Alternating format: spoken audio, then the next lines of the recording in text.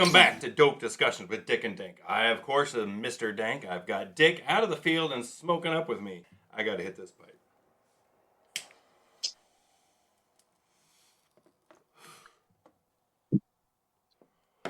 That's some good shit.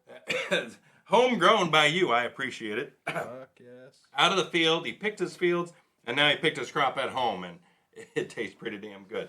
But what I did this morning is I put a message out because I think our next evolution for our podcast is to be talking to our listeners, the other growers, people in the industry, and just make us known and make them known because we're a family-friendly community.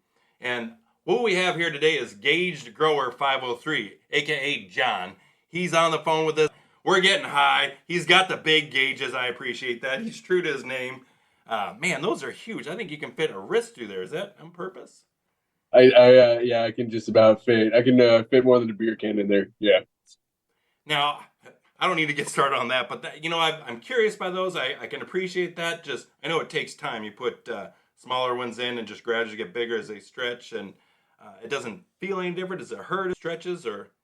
It kind of depends on how fast you go. Really, some people kind of rush it, and some people like to take their time. I did both, but it's you start small, and I set a goal for like 1 inch when I pierced my ears. I set a goal for 1 inch, and I got there, and I was like, this just doesn't look as big as it used to when I was smaller, and so I just kind of kept going and going and going, and now I'm at the point where they're getting kind of harder to find, and they get a little bit more expensive, and I don't know if I really want to go too much bigger, so I'm kind of happy with where I'm at. Yeah.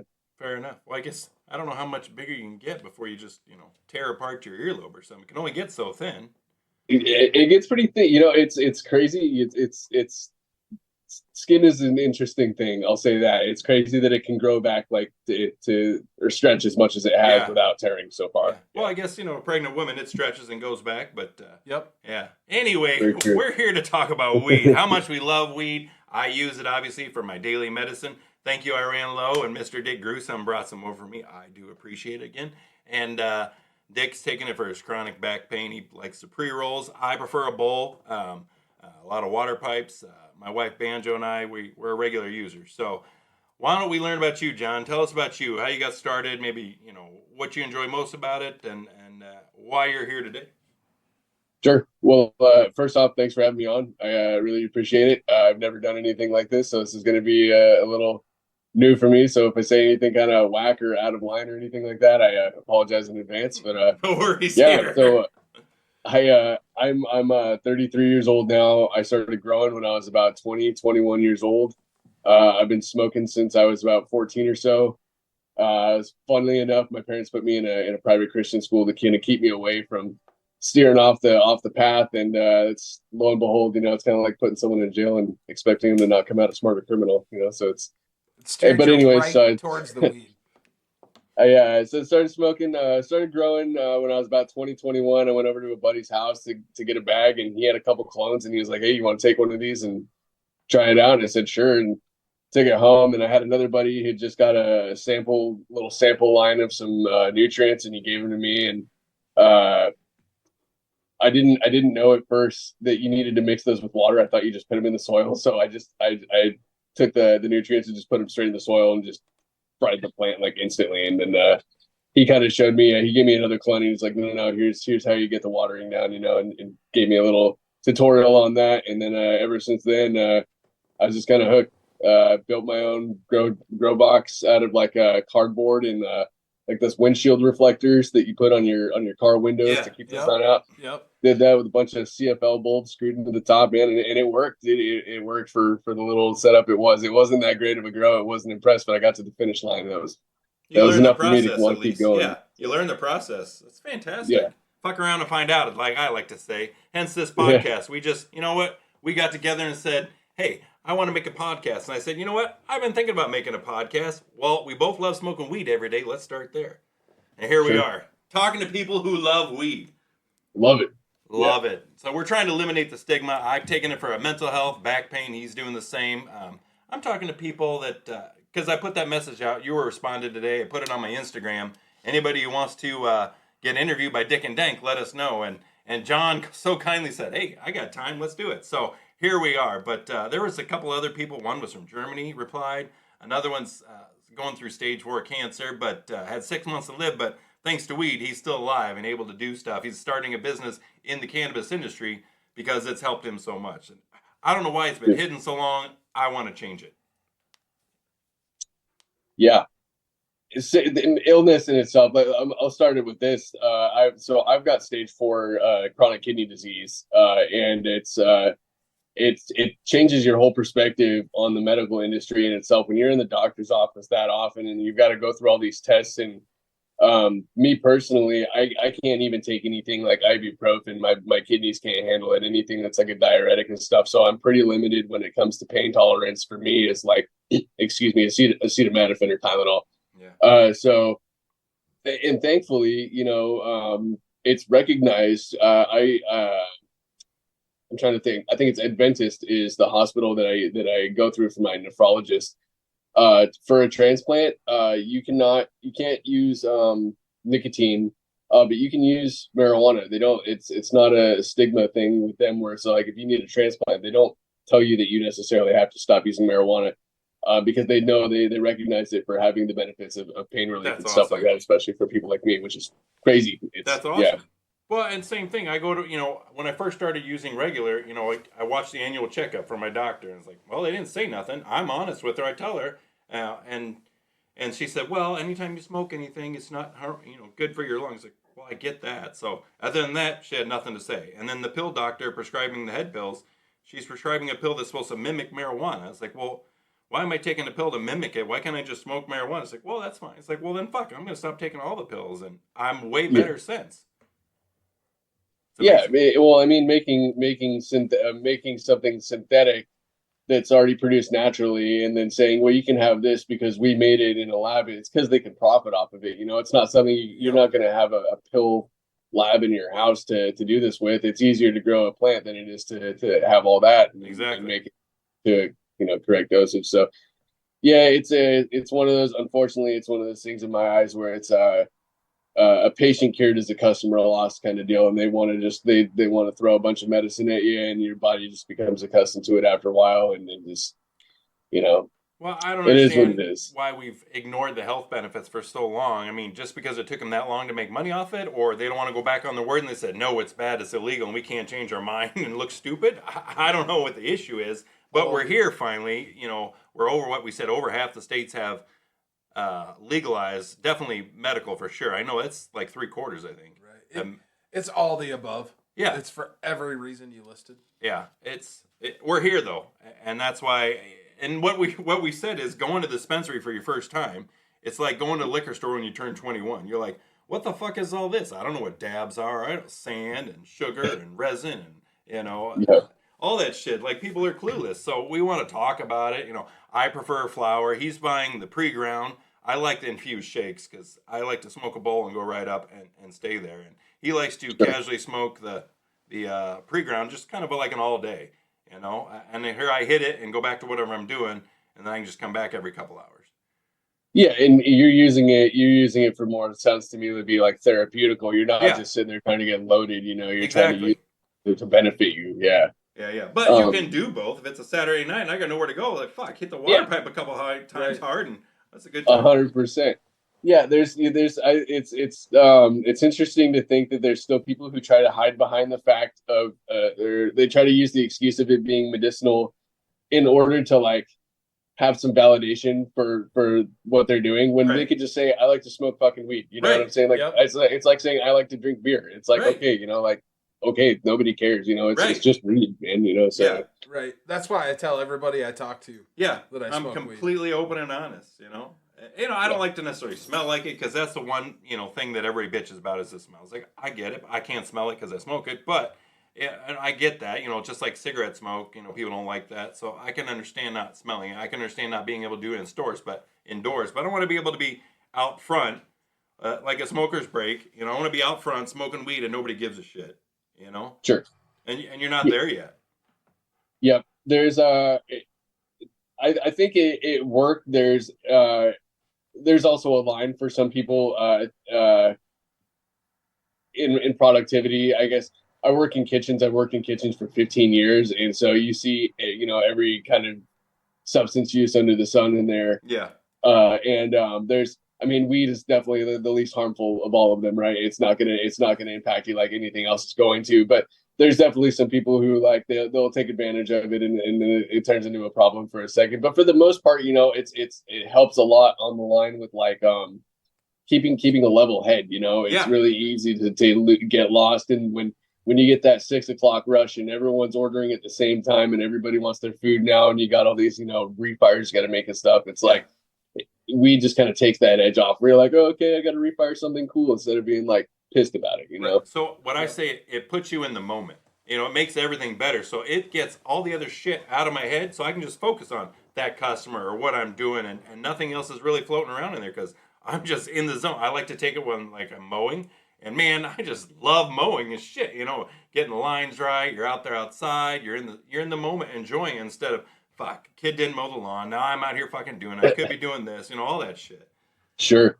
Yeah. I even, I can admit sometimes I don't like to smoke at home by myself sometimes just because I get stuck in my head, and then you Yeah. get a little paranoia creeps in or something like that. I like Yeah. to be productive when I'm high. I like to smoke something and then just go to work and be like, okay, I'm going to roll dough for the next hour and talk to Exactly. a couple people and everything's fine. Exactly. Yep. It's and then I'm in customer service and people are pissed off and they're angry all day. And now I can smoke weed and say, I get it. I feel you. I'd be mad too if I was you, but you know what? This is what I'm going to do to help you because there's no reason to get upset. Yeah. And it makes my job a lot easier. It's all love. It's all love. It's like, I get it. It's You're all love, pissed, but man. it's in the past. Stop living in the past. What can we do right now? Smoke weed, I say. I agree. Yeah. Take a chill pill. Yeah, I was looking at your guys' at your website and whatnot for the podcast, and I seen one of you guys was in a pretty gnarly car wreck. It looks like that van was like all messed up. What happened with that? Yeah, so that's me, Mr. Dank. That was again at this job, but coming home on Interstate 80, and traffic was stopped. You can't really see anything, and I can't remember the accident, but apparently there was already an accident. Traffic was stopped, but it just started moving. I pop over this little hill and slammed into the back of a parked semi, basically. Just creeping, and then I tried to swerve at the last second. They can say, and they said I was even trying to get out of the car. But I can't. I can remember leaving, and that drive I made 100 times, 1,000 times. So that's a blur. But then I can remember where I had lunch, leaving, and then the next 3 weeks I can't remember anything. Jesus Christ! I woke up in a hospital with a little camera on a little metal tripod telling me to sit down as I'm trying to pee at a bathroom 2 feet from me. It's like, sit down. It's like, what the fuck? I just got to pee. It's like, you need to sit down because I got a cast on my leg, a cast on my arm. Apparently, I'm a fall risk. And this is the first thing I remember. I was like, it's a little fucked up. And didn't question it. I was just like, I got to pee. Something bad happened. I got to just like take it for what it is. Yeah. Right. It's like, I don't know what the fuck happened. It's just, I got to pee. And then, I don't know. I think it's the brain maybe subconsciously. I knew, but I didn't know. And the swelling's down or whatever, and I don't know. They had just taken the feeding tube out of me or something, but yeah. And then physically I recovered, and mentally it's taken 6 years. That happened in 2018. It's taken 6 years for me to get to this point, and it took weed to do it. And now I got to tell everybody what the fuck weed can do you. Yeah. Well, thankfully you're still here, man. I saw that and I was like, man, that looks really gnarly. So someone's looking out for you for sure. That's good that you're still alive and kicking in, and you're here doing this and getting the word out now. Because that looks like a scary situation to be in. Traumatic brain injury. Had my head flayed open. My arm went through the windshield like almost up to my shoulder, and then broke my right ankle and my wrist.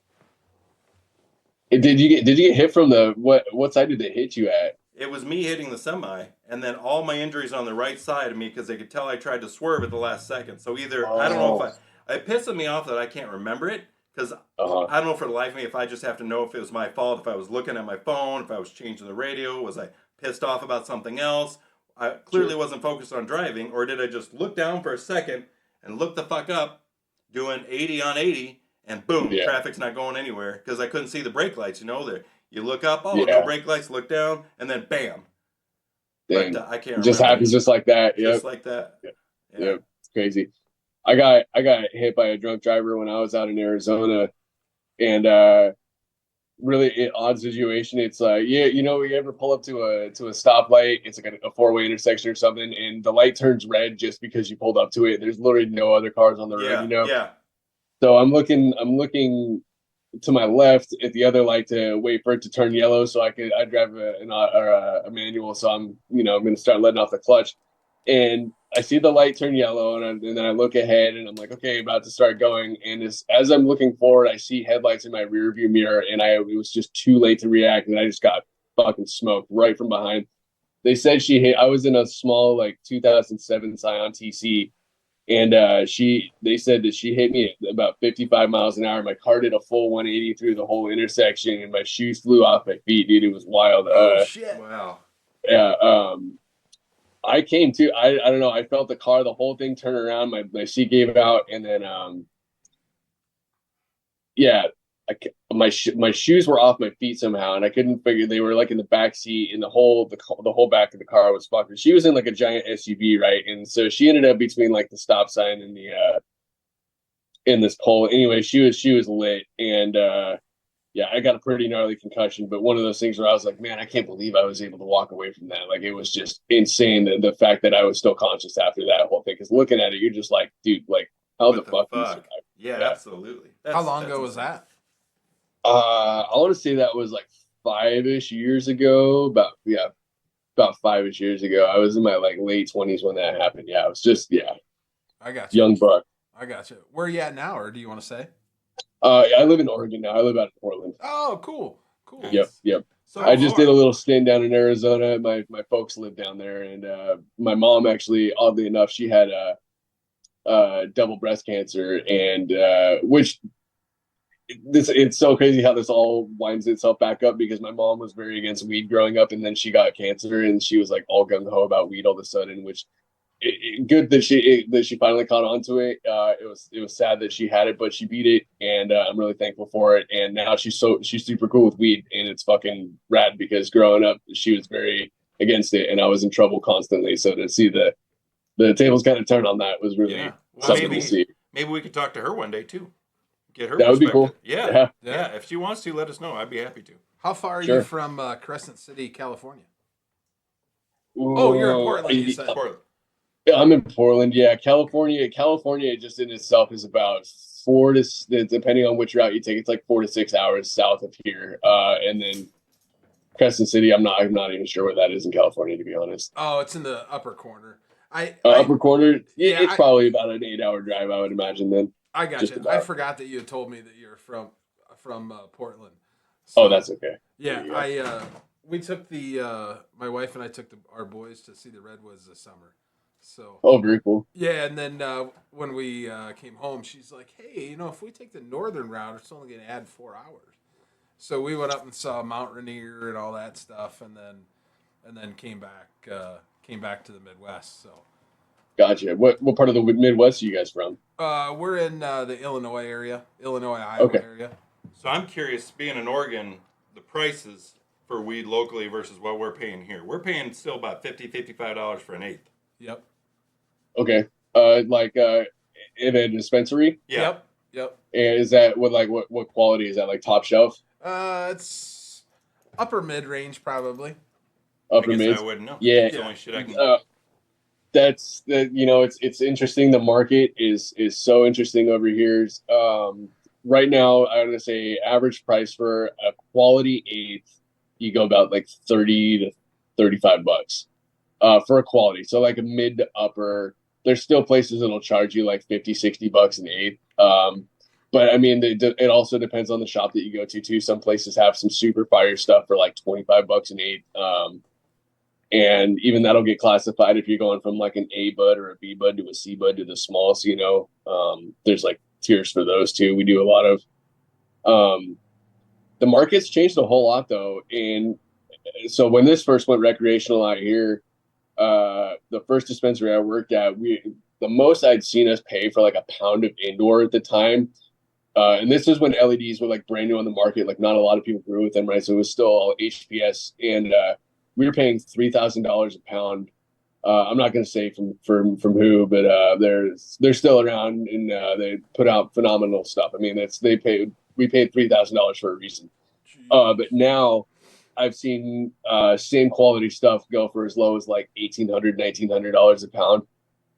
It really depends on the rep that you're talking to and like kind of the rapport that you have with them and the connections that you have and also your knowledge of dispensaries and what other dispensaries in your area carry, because you can go down the street, you'll have like 4 dispensaries on one street, right, and they've all got the same product, but they're all priced differently, and it's because of the reputation that they have with the rep from the company. And that even it determines if it's from like a middleman or if it's straight from the company themselves. Like if you have like an archive rep in there versus somebody who goes through like a third party, the prices vary a lot out here for some things. You can swing for like one product between 4 dispensaries. You could swing from like $25 to $40 an eighth between 4 dispensaries for the same thing. Yeah. Yeah, I noticed that because I was going through the apps trying to, because it's the Leafly app. Yeah, that's what I usually ordered from. And I wanted to stock up because we drove, so I was going to drive back. And whatever it is, whatever the price is out there, it's still a hell of a lot better than it is back here. So yeah. But it was really hard to find the place to get good prices. Now, the quality, how did you feel about the quality from what you got out there versus what you can get here? Oh, Oregon is way better. Oh yeah, way better. Okay. Way better. Now, compared to what you're growing, my stuff's better.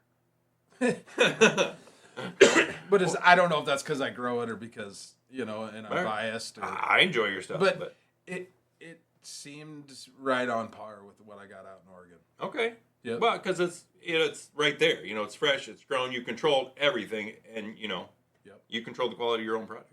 You're a farmer. Yeah. Now, can you guys sell privately in Oregon? Not privately, no. It used to be back in the day.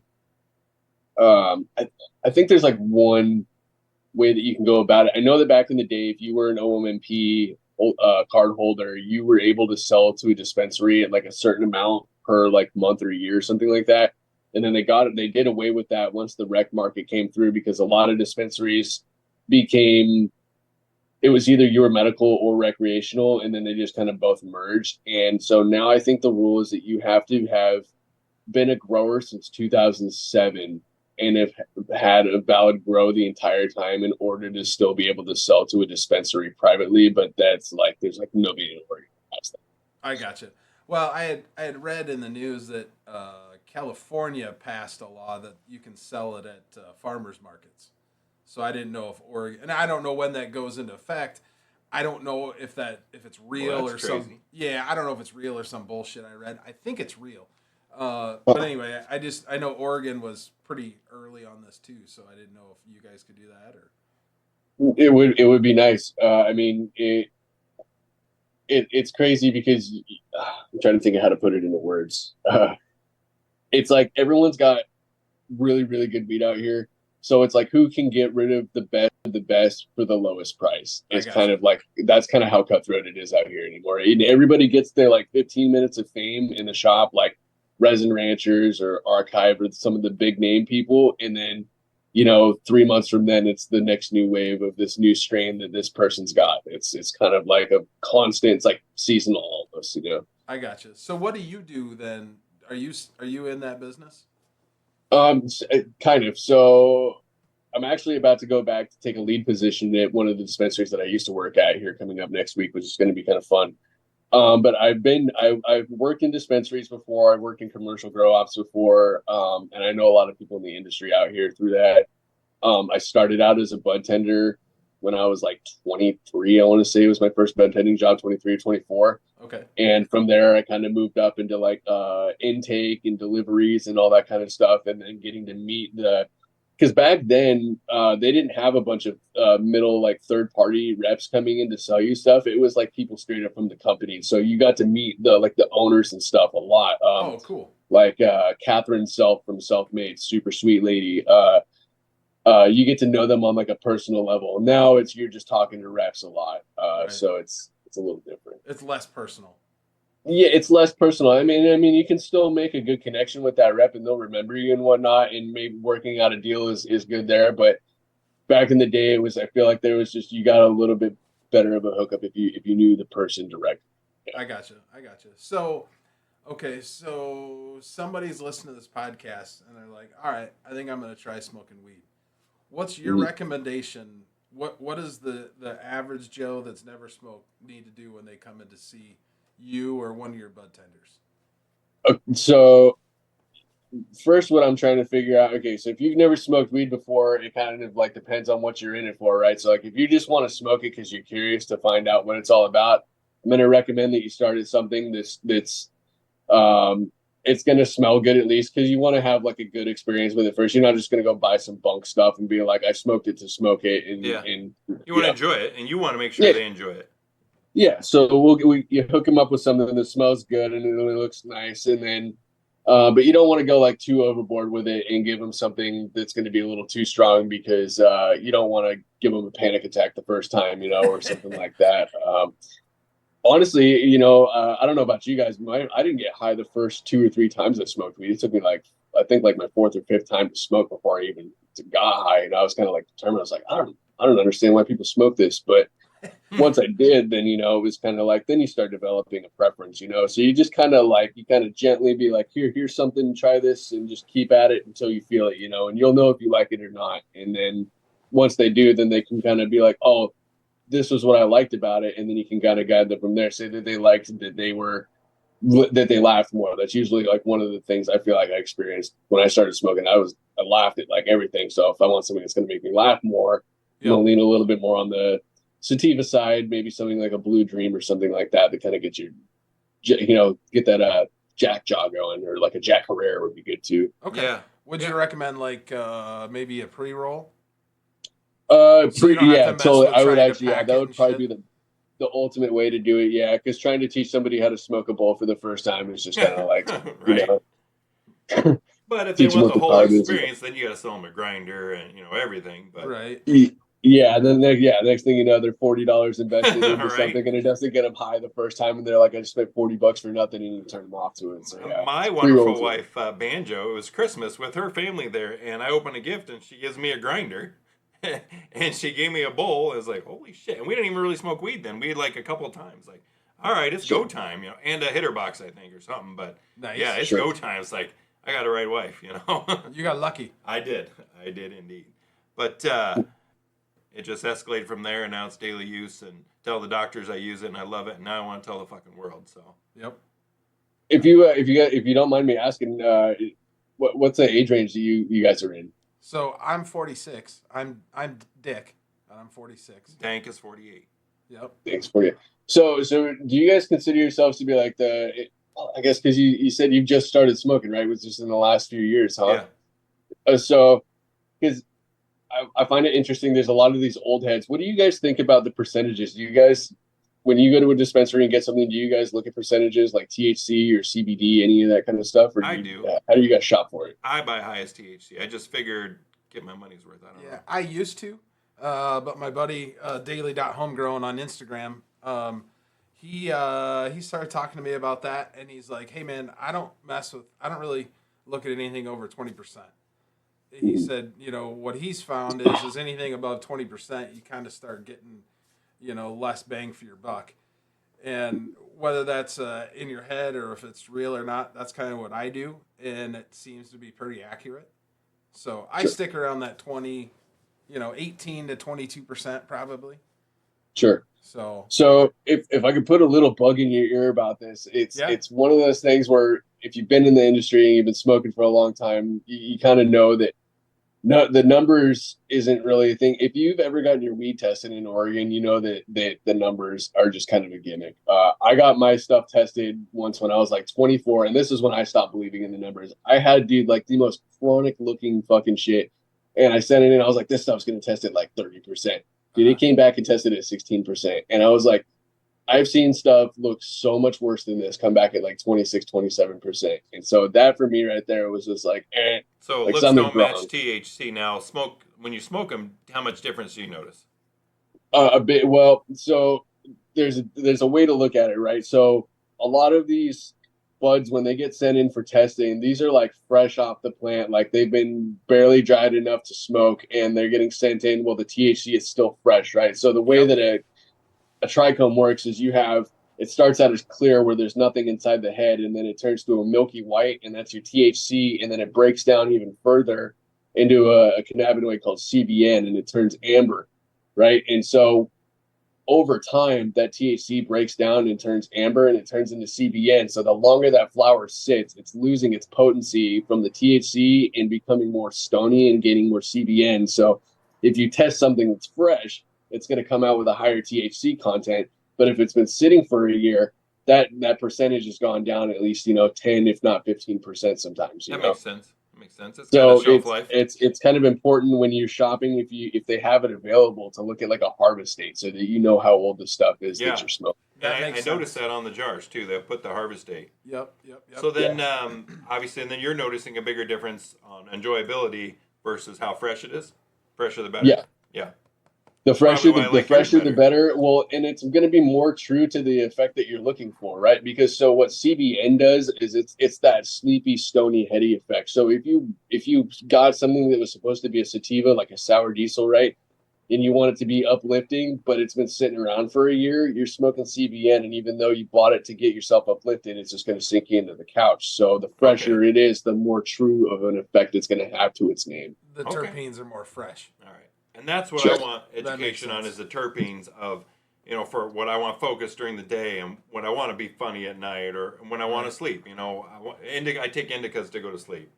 That's usually about the only time I smoke an indica. Unless sometimes I might mix it with a sativa during the day to kind of get a little relax and happy time. But I don't know. I play around. I'll make a bowl and put in some of the dablicator. I learned about the dablicator, which is handy. Put a little dab in there and mix in the flour. But if I just want that extra high, Yeah, you can get like a Puffco or something like that. Puffcos are pretty handy to have, the little electric or the little dabber rigs. Yeah. See, I haven't tried. I got the one that just holds your vape cartridge, but I need to. Oh, I got you. Sure. Yeah. Well, before I forget, what is your YouTube channel? Just so we can promote that. It's guagedgrower503, same as my Instagram handle. And that's with a D, Gauged Grower. Yeah, 503. GAUGED Grower 503. And so what Mr. Dick's trying to say, we downloaded this Zoom today, and apparently I have a free trial where I got to upgrade to Pro and pay money. So I have 3 minutes left on my free trial, apparently. But is there anything that you want to say to promote you, your brand, your sites, or anything that you're doing before we run out of time? If there's anything I could say right now, to be 100% honest, man, is that everybody needs to start loving each other, and we need to stop looking at the world as a left or right. Either you're with us or against us kind of mentality, and we all need to learn to just love each other and get along, because it's the only way we're going to get out of the mess that we're in. And we're pretty deep in a hole, dude, and we need to get out badly. And that's the only message I want to have. Fuck yeah, dude. I agree 100%. I couldn't agree anymore. The 100%. timing couldn't be more perfect. I love it.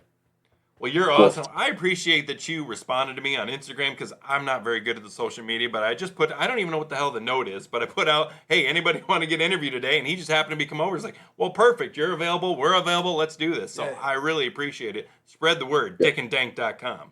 You're cool as shit, dude. We got to do this again for sure. Absolutely. We'll keep you down, and we'll reach out again. Right on, guys. I appreciate you having me on. It was really nice to talk to you. Hey, it's good to talk to you, brother.